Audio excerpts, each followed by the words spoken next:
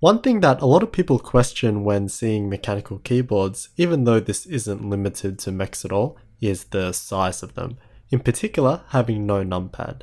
So I just want to give my thoughts on this and how I believe a smaller keyboard can actually be greatly beneficial. Of course, everyone is different and have different use cases and scenarios, so obviously this won't apply to all.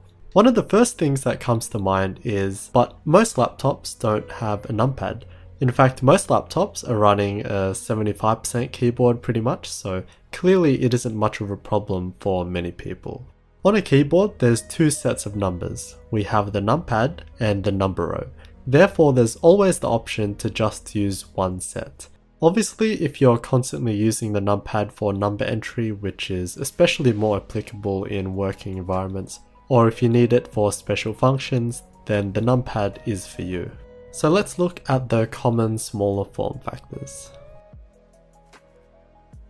10 keyless keyboards will be the easiest to adapt to and the most recognizable and therefore the easiest to accept, and all it is a full-size keyboard with the numpad cut off.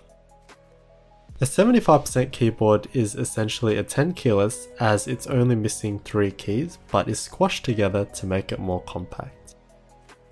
65% is probably one of the more popular form factors in the enthusiast community, as it's basically a 60% but with arrow keys and some nav keys, with a big emphasis on arrow keys, but compared to 75% and TKL, we lose the top function row.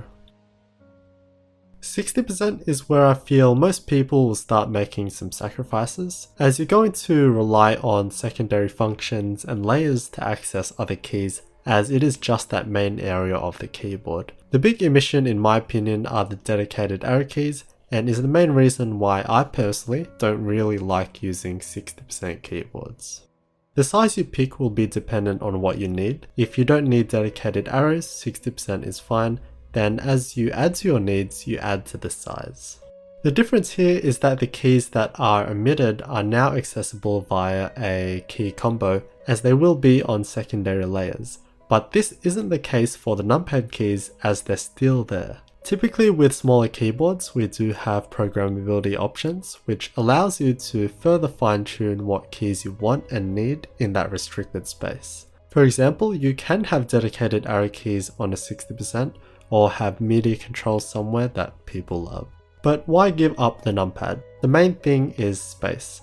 The difference between full size and TKL is already quite big, and then for 60, 65 and 75% they're all very similar in regards to desk real estate. And this is an automatic win if you have a small workspace, as you'll now have a bit more space for other stuff, such as for writing material and books and whatnot.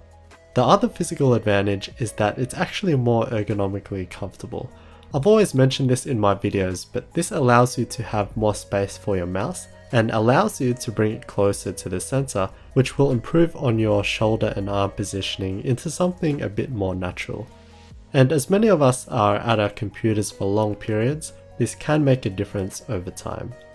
And having more space for your mouse is awesome for gaming as well. And the thing is, once you do use a smaller keyboard and then go back to a full size, you really do notice that difference. And personally, when I have to review a full-size board, it just makes my workspace seem so much more cramped. Like it's not just a physical thing, but mentally it feels like it takes up way more space. And that impacts on how you feel and how you view your setup. And for some, it's just more visually appealing as it does give that minimalist type of aesthetic.